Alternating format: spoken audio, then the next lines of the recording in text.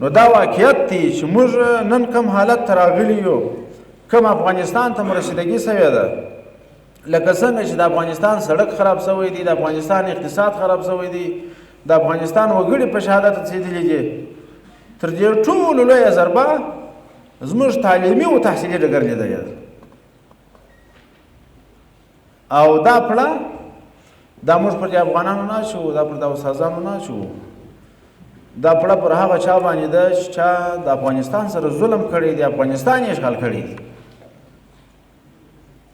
نن چې رب جل جلاله بیا دې حالت ته راوستو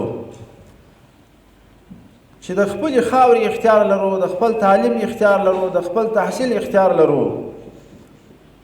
الحمدلله علمي کدرونه لرو، ښه شیوخ لرو، ښه علما لرو، په اسلامي فکر، په ملي فکر،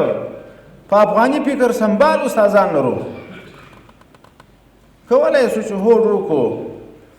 چې رب جل جلاله دغه